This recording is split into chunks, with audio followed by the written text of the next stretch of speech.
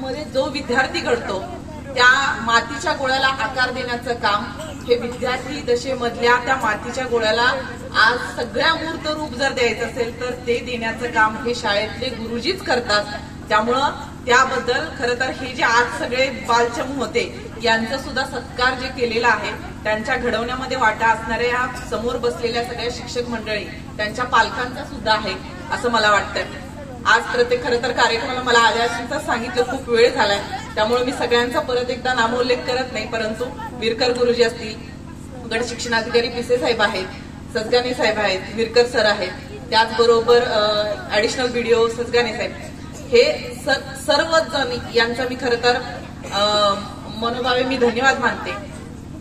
गावडे डॉक्टरांनी एक 8 दिवसांपूर्वीच मला ज्या वेळेला सांगितलं की एक असा भंडारा सेवा संस्थेमार्फतीनं आपण वेगवेगळे कार्यक्रम जे आयोजित करत असतो, त्यांनी मगाशी सांगितलं की दर अमावस्येला जो भोजनाचा किंवा प्रसादाचा महाप्रसादाचा कार्यक्रम नागोबा मंदिराच्या तिथे ठेवला असतो त्याचं कारण सुद्धा त्यांनी त्या पाठीमागचं सांगितलं। खरं तर आपल्याला ते ऐकलं काही माहित नाही, परंतु खूप चांगला हेतू आहे की त्यामुळं आज आपली जी परिस्थिती आहे, जी काही आपली आर्थिक परिस्थिती असते त्याला फारशी झळ बसू नये म्हणून आपण मग गोडाचं, कारण आपल्याकडे आपल्याला नळीशिवाय काय होतच नाही, परंतु कुठलाही सण असू दे, समारंभ दुसरे असू देत किंवा घरी पाहुणा आलं म्हटल्यानंतर पाहुणा सुद्धा रिकाम जात नाही जर आपल्याला नळीचं जेवण केल्याशिवाय। तर त्या कुठल्या तरी गोष्टींना थोडंसं आर्थिक झळ कमी बसावी। सणवार जिथल्या तिथं आहेत, आपले कार्यक्रम आहेतच, पण प्रत्येक वेळची ही झळ कमी बसावी या कारणास्तव जे डॉक्टरांनी सांगितलं तो हेतू खरंच खूप चांगला आहे। आणि म्हणून भंडारा सेवा समितीच्या त्यांच्या वतीनं हे जे काही आयोजन केलेलं आहे तो तर एक महाप्रसादाचा झाला, परंतु हा विद्यार्थ्यांच्या सत्काराचा जो कार्यक्रम आयोजित केलेला आहे याचं खरंच खूप कौतुक आहे। कारण की प्रत्येकाच्या पाठीवरती जोपर्यंत कौतुकाची थाप नाही पडत त्याला कुठेतरी वाटत नाही की आपल्या आई वडिलांच्या समोर, आपल्या गुरुजनांच्या समोर, आपल्या आजूबाजूच्या लोकांसमोर आपलं कौतुक होतंय, तोपर्यंत तो आत्मविश्वास ग्रामीण भागातल्या मुलांमध्ये निर्माण होत नाही। आणि हा आत्मविश्वासच खरं तर त्याला प्रत्येक वेळेला पुढच्या पदावर नेत असतो, पुढच्या वरच्या चांगल्या प्रगतीसाठी तो कारणीभूत ठरत असतो। माझी ओळख करून देताना सांगितलं की माझं गाव हे बाजूलाच असलेलं, तुमच्या माहितीसाठी पळसावडीचं पुढचं जे गाव आहे लिंगिवरेमध्ये, तिथं माझा जन्म झालाय। आटपाडी तालुक्यातलं सगळ्यात शेवटचं आणि सातारा जिल्ह्यामधलं आपलं सगळ्यात पहिलं टोक जे लागतं त्या राजेवाडीच्या जवळ असलेलं दिघंचीच्या अलीकडं 4 किलोमीटर हे लिंगिवरे गावामध्ये माझा जन्म झालेला आहे, ते माझं आजोळ आहे। यानंतर माझं जे शिक्षण झालेलं आहे, मी ही माझी ओळख आणि माझं शिक्षणाचा थोडक्यात उल्लेख मी याच्यासाठी करून देतो की ही जी पुढं बसलेली ही बालपाखरं आहे आज त्यांच्या माता भगिनी, शिक्षक आणि मोठ्या प्रमाणात जमलेला हा जो पालक वर्ग आहे त्या प्रत्येकांना खरं तर उत्सुकता आहे की हा जो काही युनिफॉर्म घातलेला आहे, ही जी सर्व्हिस आहे, या ठिकाणी विरकर गुरुजींचा चिरंजीव कलेक्टर आहेत हे लक्षात घ्या। तर हे एवढ्या पदापर्यंत लोक पोहोचतात हे कुठून बाहेरून नाही, हे आपल्याच मातीमधून आपल्याच ठिकाणी वाढणारी ही जी काही पाखरं आहेत आणि त्यांच्यासाठी आस लावून जे डोळ्यामध्ये तुम्ही पालक वर्ग बसलेला आहे, उद्या हीच पाखरं समोर प्रमुख पाहुणे म्हणून येणार आहेत ही खात्री तुम्ही मनामध्ये बाळगा। आणि हीच खरं तर मी सगळ्यांना शुभेच्छा देते। येण्यापाठीमागचं कारणच मुळात असं आहे की आज जर एखादी अश्विनी शेंडके, आज जर गावडे डॉक्टर इथं आहेत, सगळ्याने सर आहेत किंवा ही जी मान्यवर मंडळी आहेत हे एक प्रतिनिधित्व करतायत, पण हे प्रतिनिधित्व याच्यासाठी करतायत की पुढचे बसलेल्यांपैकी 10 जण तरी किमान वेगवेगळ्या कार्यक्रमाला प्रमुख पाहुणे म्हणून इथं आले पाहिजे। आणि त्यासाठी म्हणून मी माझी थोडक्यात ओळख करून देते।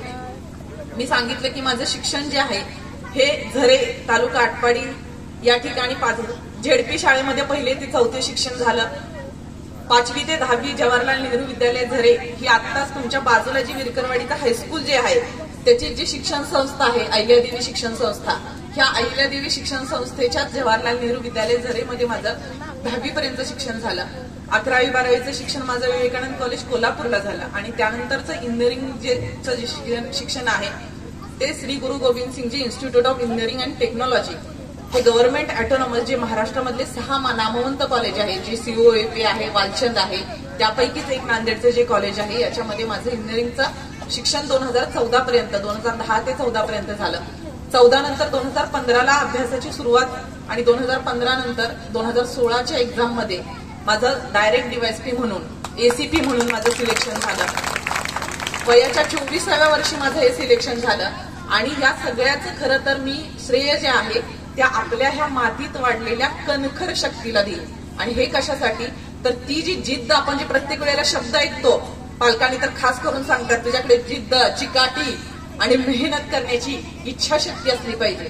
ती जी इच्छाशक्ती, ती जी मेहनत करण्याची क्षमता आणि ती जी कष्टाळू भूमिका आहे ही ग्रामीण भागामधल्या मुलात उपजतच आहे हे तर मी म्हणेन. आणि खास करून त्यामध्ये तर मान भागात आपल्या सगळ्यांना कदाचित माहित असेल, मानदेशाचा आपलं मुळात देशच मानलं जातं, हे मानदेश आहे. आणि या मानदेशामध्ये रत्नांची जी खाण आहे ही शिक्षणाच्या पद्धतीनं या सगळ्यामध्ये महाराष्ट्रभर आणि महाराष्ट्राच्या बाहेर सुद्धा, गुरुजींचे चिरंजीव तर बिहार आहेत म्हणून मी म्हणेन की अगदी महाराष्ट्राच्या बाहेर सुद्धा सगळीकडे ही रत्नांची खाण जर कुठं बघायला मिळत असेल तर ही आपल्या विद्यार्थी रूपामधून जी बाहेर मोठमोठ्या पदांवरती वेगवेगळ्या क्षेत्रामध्ये, म्हणजे फक्त शिक्षणाच्या क्षेत्रामध्ये मी असं म्हणणार नाही की अधिकारी पदावर, आपल्या सगळ्यांना माहिती आहे मानदेशी कन्या ललिताताई बाबर ह्या आपल्या क्रीडापटू आज देशाच्या पातळीवरती राज्यापासून सुरुवात केलं तुम्ही देशाच्या पातळीवर आंतरराष्ट्रीय पातळी पदापर्यंत गेलेले आहे.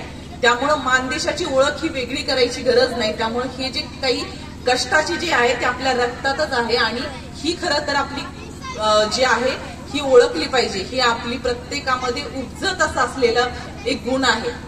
पालकांना सगळ्यांना माझी विनंती आहे की प्रत्येकानं, आज आपण बघतोय सगळं जग हे मोबाईलवरती, मोबाईलमय आणि मग टीव्हीमय हे सगळं झालेलं आहे. प्रत्येकाची जी काही आहे पूर्वीला असणारी आमची काही 2001 म्हणजे 2000च्या पूर्वी जन्मलेली त्यांची जवळपास एक जुनीच फळी आणि 2000 नंतर जन्मलेल्यांची एक वेगळीच जनरेशन झालेलं आहे. हे पूर्ण जनरेशन मोबाईलमुळं अगदी व्यसनाधीन झालेलं आहे. कोरोना काळात दरम्यान 2 वर्ष आपल्याला असं झालं की शाळा, सगळ्या सुविधा सगळं ऑनलाईन होतं. त्यामुळं नसलेल्यांना पण जास्तीत जास्त मोबाईलचं व्यसन लागलं. परंतु हे लक्षात घेतलं पाहिजे की त्याच्या आपण किती आहारी गेलं पाहिजे. पालकांनी हे जाणीवपूर्वक बघितलं पाहिजे की मुलं किती वेळ मोबाईल बघतायत. ते फार वेगळ्या ठिकाणी घडणाऱ्या गोष्टी नाहीयेत की तुमच्या घरी वेगळ्या घडतात आणि आमच्या घरी वेगळ्या घडतात. मलाही माहिती आहे की मोबाईल पुढं मुलाच्या हातात दिल्याशिवाय 2 घास हे खातच नाही. आजकाल आयांची पद्धतच झालेली आहे की ते पटकन द्यायचा मोबाईल हातात, ते काय बघतायत ते बघताय हेही माहित नाही, पण ते घास भरवायला पट तेवढ्या वेळात 10-15 मिनिटात होऊन जाते. त्यामुळं आपण मोबाईलची तेव्हापासून, म्हणजे अगदी काय माझी भाची आता 1.5-2 वर्षाची आहे, कार्टून स्किप, सगळं स्किप, डायरेक्ट रील्स वर आली, सगळे डायरेक्ट शॉर्ट्स वर आलेली आहे. ती सुद्धा मला सांगते की माऊ मी हे बघते, शॉर्ट बघते, रील बघते. म्हणजे हे जमाना कुठपर्यंत बदलला हे लक्षात घ्या की निदान आमचा एक काळ होता, रामायण बघत होतो, महाभारत बघत होतो, शक्तिमान बघत होतो, सिम्बा बघत होतो, सोनपरी बघत होतो. आता ह्या सगळ्या सोनपरी, सिम्बा सगळं स्किप झालेलं आहे, डायरेक्ट रील वरती आणि ते वेगवेगळे ज्या गाण्यांचा आणि गोष्टींचा जो भडीमारा आहे तो चालू झालेला आहे. परंतु हे लक्षात घेतलं पाहिजे की वय वर्ष 12 पर्यंत सगळ्यात जास्त भूमिका ही शिक्षकाची आणि आई वडिलांची आहे. आई तर पहिला गुरु आहे.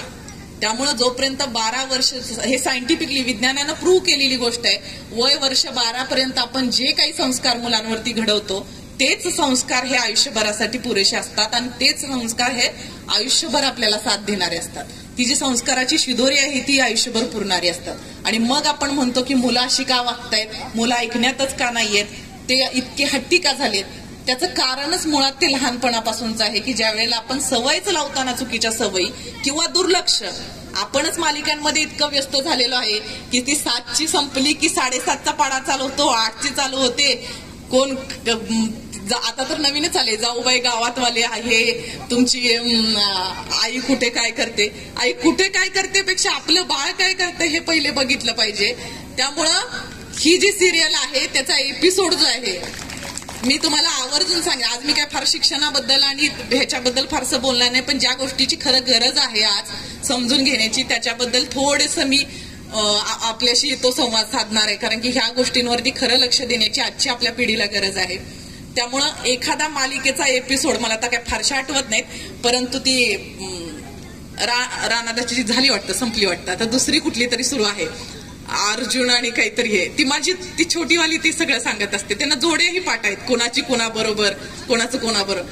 तर ते जे आहे त्यातला एखादा एपिसोड नाही बघितला, आज महत्वाचं उद्या मुलाचा समजा एक्झाम आहे, त्याचं काहीतरी करिअरच्या दृष्टिकोनातून काहीतरी महत्वाचा टप्पा चालू आहे, 7वीची स्कॉलरशिप आहे, ते काहीतरी 10वीचे पेपर आहेत, त्यावेळेला नाही एखाद, खरं आमच्या वेळेला चार दिवस सासूचे सुनेचं लागायचं, त्यावेळेला असं वाटायचं की हे संपलं म्हणजे सगळं संपलं आता, हे नाही बघितलं तर. परंतु हे लक्षात घ्या, ते परत फिरून सगळं लागतं. परत इंटरनेट आणि मोबाईलचं जग असं आहे की आज तुम्ही नाही एखादा एपिसोड बघितला राहिला तर तो एपिसोड तुम्हाला परतही बघता येतो. परंतु जर मुलांचा एपिसोड जर चुकला तर तो चुकलेला एपिसोड, त्याचे परिणाम नंतर भोगावे जे लागणार आहेत, त्याला मात्र काहीही उपाय राहणार नाही. त्यामुळे हा जो मेन एपिसोड तुमच्या समोर आहे, ह्या एपिसोडवरती जर हे केलं तरच तो पिक्चर सुद्धा सक्सेसफुल ठरणार आहे, हे लक्षात घ्या. नाहीतर हा जर पिक्चर एकदा फसला तर मात्र आयुष्यभर अगदी इतकं वाईट अवस्था येते. म्हणजे तुम्हाला वाटेल की कुणाचा फसणार असेल तर फसू दे, आमचे तर आम्ही शिक्षक आहे, आम्ही नवरा बायको दोघं शिक्षक आहे, आम्ही चांगल्या घरातले म्हणजे चांगल्या पद्धतीने शिकलेलो आहोत, आमच्या घरात सगळे शिकलेली माणसं आहेत, आणि मग आम्ही कसं काय मुलांकडे दुर्लक्ष करू. नाही, आमची मुलं तर व्यवस्थित वळणाला लागतील. परंतु मी ज्या खात्यामध्ये काम करतेय, ज्याच्यामध्ये ज्या पोलीस खात्यामध्ये काम करते, तिथं मी तुम्हाला सर्व माता भगिनींना मी आवर्जून सांगेन की इतकं समाजामधलं वाईट विद्रुपीकरण जर कुठं बघायला मिळत असेल, तुम्हाला असं वाटत असेल की फार आजूबाजूला चांगलं घडतंय म्हणजे सगळीकडे चांगलं घडत असेल, अजिबात नाही. आणि फारच वाईट घडते तर लांब कुठेतरी घडत असेल, तर असं अजिबात नाही. आपल्या घरापर्यंत ती वाईटाची जी झळ आहे ती पोहोचायला वेळ लागत नाही आणि ती घडतही आहे. त्यामुळं तुम्ही जर पोलीस स्टेशनला कधी बघितलं, भाऊ भावाचा खून करतो, भाऊ बहिणीचा खून करतो, आई बाप म्हणून कोणी म्हणत असेल तर ती सुद्धा नाती राहिली नाही. त्यामुळे प्रत्येकानं जुनी म्हण तर ऐकली असेल, पोलिसाच्या आणि कोर्टाच्या दारामध्ये जी काही तुम्ही जी म्हणता ही रक्ताची नाती आहेत, ही हक्काची नाती, त्यांची किती तरा असते, ती तरा तुम्हाला एकतर पोलीस स्टेशनमध्ये बघायला मिळेल, नाहीतर ती कोर्टात बघायला मिळेल. त्यामुळं हे कधीही लक्षात ठेवा की आपण ज्या पद्धतीनं आपण म्हणतोय, एवढ्या समाजामध्ये जर घडवायची जर स्थिती आहे तर ही समोरचीच पिढी आहे, हे लक्षात घ्या.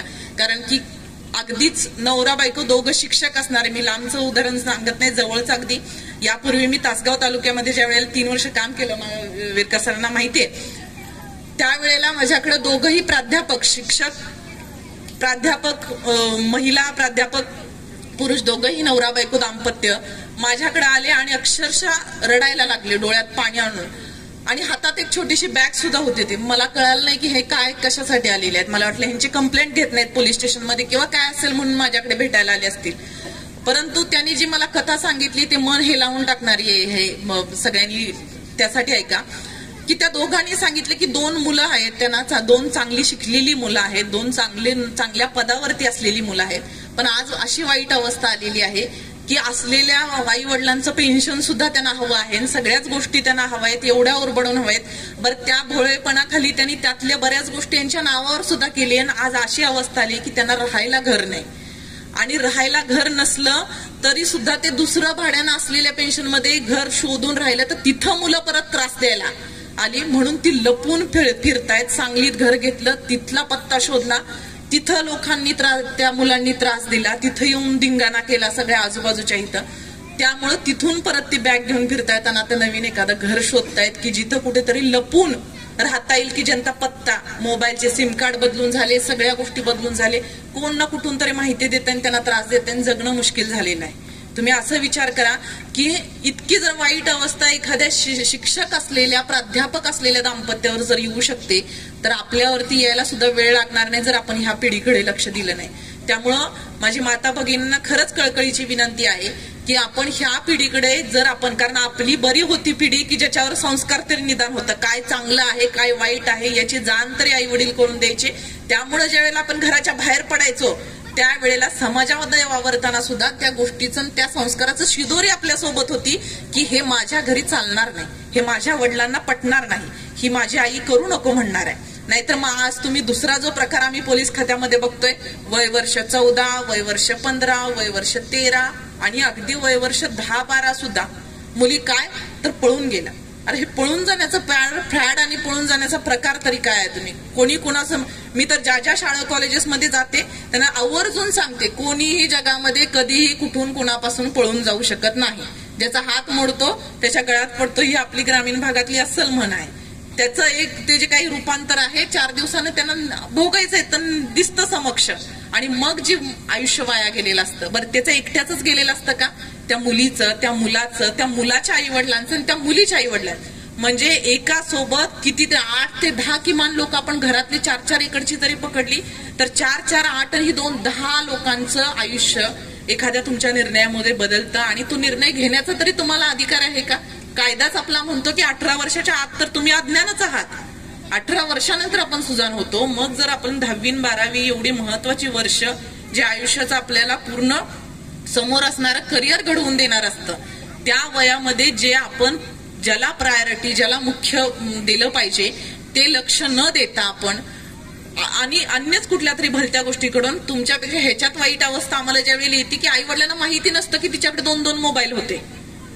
म्हणजे तुम्ही विचार करा की ही आम्ही ज्या वेळेला शोकांतिका सांगतो आम्हाला किती म्हणजे वाईट वाटत असेल, आणि समोरच्या व्यक्तीला तर ते किती खंत जाणवत असेल की आपलं पालकांचं मुलांकडे जे लक्ष नव्हतं. आणि मग पालकांना फार त्रास होतो की तिला माहिती नाही की कोणीतरी 2 मोबाईल दिले होते आणि ती रात्रभर मोबाईलवर बोलत होते.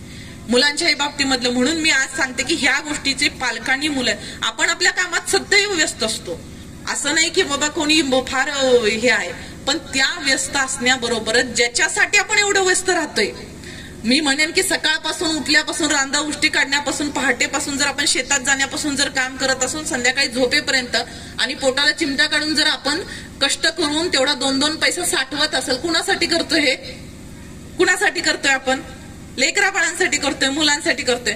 पण मग ज्याच्यासाठी करतोय त्याच्यावरती वेळ पण नाही दिला, कारण वेळ ही इतकी महत्वाची आहे की जी पैशानं सुद्धा खरेदी करता नाही येऊ शकत, हे लक्षात घ्या. त्यामुळे वेळ देणं ही इतकी मोठी की 2 पैसे आज कमी असतील उद्या जास्त येतील.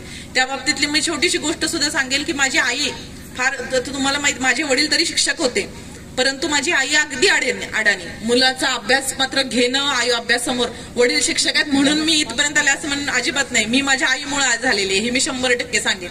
कारण की वडिलांचं तर शाळेत आता सगळे गुरुजी ह्यांना माहितीये की त्यावेळेचा असा शिक्षकांचा जमाना होता की सकाळी उठलं की पहिले जादा क्लासेससाठी शाळेत जाणं, ते रात्रीपर्यंत, आणि मग रात्री स्टडी घेणं आणि पहाटेला परत हॉस्टेलची मुलं उठवायला जाणं, असं सगळं काम जे आहे याच्यामध्ये वडील व्यस्त असायचे. आईला कळत नसेल किंवा कळत असेल तरी सुद्धा फक्त समोर मुलगी अभ्यासाला बसली का, मुलं आपली अभ्यास करतायत का, ह्याच्यावरती जे लक्ष होतं. तिला एक दिवशी असंच आम्ही सगळेजण, आता मात्र जाणते कळते झाल्यावर मी एकदा तिला विचारलं की आईला, तिला फारसं कळत पण नव्हतं की आम्ही काय वाचतोय का. आता तर तू मुलं मोबाईल आतमध्ये घेऊन वाचतात, म्हणजे कसं मोबाईल पुस्तकात ठेवून वाचतात काय माहित, परंतु आमच्याकडे त्यावेळेला नव्हतेच, मोबाईलचा प्रश्न नाही. परंतु आईला मी विचारलं की तुला कळत होतं का आम्ही नेमकं वाचतोय, झोपलोय, काय करत होतो, पण मग तू कशासाठी बघत होती की आम्ही वाचतोय? ती म्हटली मला एवढंच कळतं की मी आई वडिलांची एकुलती एक आहे, मला काही भाऊ बहीण नव्हते, माझं जे काही भविष्य आहे ते माझं भविष्य हे तुम्हीच होता. आणि जर आम्ही 4 बायका कधी बसलो, गप्पा मारत बसलो, एकमेकांची उणीधुनी न काढता ह्या मालिकेमध्ये काय झालं, त्या मालिकेमध्ये काय झालं, आणि कुणाचं काय झालं हे न विचारता, जर आपण एकमेकींच्या खरंच जर आपुलकीनं आणि प्रेमान जर ज्या वेळेला चौकशी करू, तर त्यावेळेला तू बरी आहेस का हे बोलल्यानंतर दुसरा प्रश्न आपण काय विचारू एकमेकींना, काय विचारा? तर दुसरा प्रश्न, तू बरी आहेस का, तुझी घरची सगळी बरे आहेत का, हे विचारल्यानंतर खऱ्या मैत्रिणी दुसरा महत्वाचा प्रश्न हाच विचारतील की तुझी लेकरं बाळा काय करतात. मग ज्या वेळेला मी